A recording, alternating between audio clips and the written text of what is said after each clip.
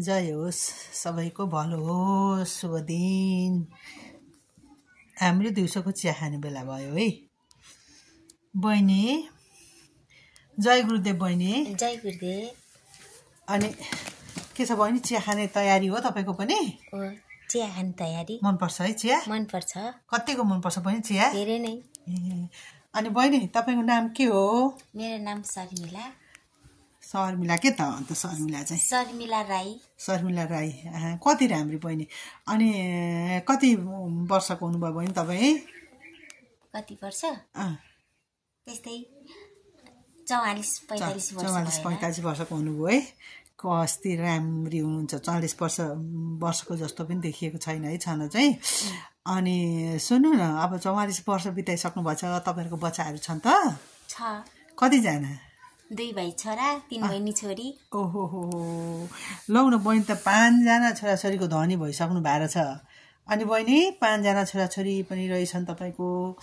अनि खेर तपाईलाई जिन्दगी कस्तो लाग्छ त? यहाँ यति लिएर आइपुग्दा तपाईलाई आफ्नो जिन्दगी कस्तो लागिरहेछ बहिनी?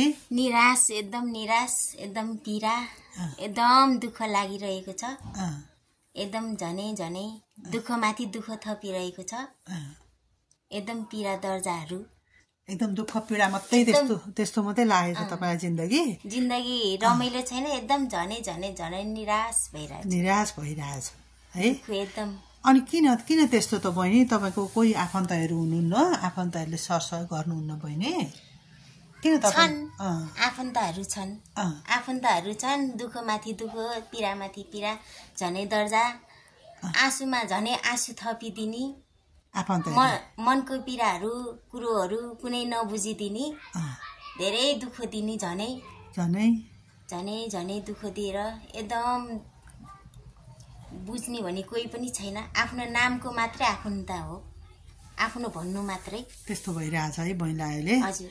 ल, हाम्रो शर्मिला बहिनीको चाहिँ साह्रै दर्दनाक अवस्था। अब उहाँ चाहिँ एउटा मान्छे गरिब परिवारको भए पनि इमानदारी हुनुहुन्छ, एकदमै परिश्रमी हुनुहुन्छ, मेहनती हुनुहुन्छ।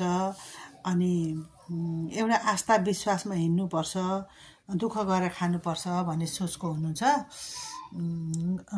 मसँग जोडिनु भएको बहिनी, हामी दिदीबहिनी भएर चाहिँ सहयात्रा गरेको, गुरुदेवसँगको सहयात्रा गरेको पनि 4 पुरा पुगेर 5 लागे जस्तो लाग्छ मलाई। उहाँमा कुनै खालको बदमासी मैले भेटेकै छैन। त्यस्तो मान्छेले पनि कति दुःख पीडा भोग्नु भएको, निराश, पटक पीडामा हुन्छ, दुःखमा हुनुहुन्छ। यस्तो मान्छेको अवस्था देख्दाखेरि हजुरहरूलाई कस्तो लाग्छ कमेन्ट गर्नुहोस् है। यो चाहिँ पहिलो पार्ट बनाएँ मैले। दोस्रो पार्ट फेरि मैले हजुरहरूलाई बनाउने छु, बनाएर फेरि गर्नेछु। यसको बारेमा चाहिँ हजुरहरूले कमेन्ट गर्नुहोला। अहिले यसरी मैले किन भिडियो बनाएँ भनेदेखि 5 वटा छोराछोरी छन् उहाँको। अनि आफ्नो मनोबल पनि एकदम उठाइदिने कोही पनि छैन। न घर परिवारले सहयोग गर्छ, न माइतबाट सहयोग हुन्छ उहाँलाई, न चाहिँ भनौँ न आफ्नो केही जायजेथा छ। श्रीमानले चाहिँ साह्रै दुःख दिएर सानैमा बच्चाहरू सानो हुँदै आफ्नो मन लाग्दै गरेर हिँडेको भएर सानो बच्चा हुर्काएर उहाँले साह्रै दुःख कष्टको चाहिँ त्यो मैले दुःखको पराकाष्ठा भनेको चाहिँ बहिनीमा देखेँ होइन। त्यति दुःख गर्ने मान्छे देखेको छु शर्मिला बहिनीलाई। त्यसले गर्दाखेरि अब दोस्रो पार्टमा मैले अरू कुराहरू राख्छु उहाँको जिन्दगीको। यो चाहिँ पहिलो पार्ट हो होइन। हजुरहरूले यो भिडियोलाई चाहिँ राम्ररी पुरा वाच गरिदिनु होला होइन।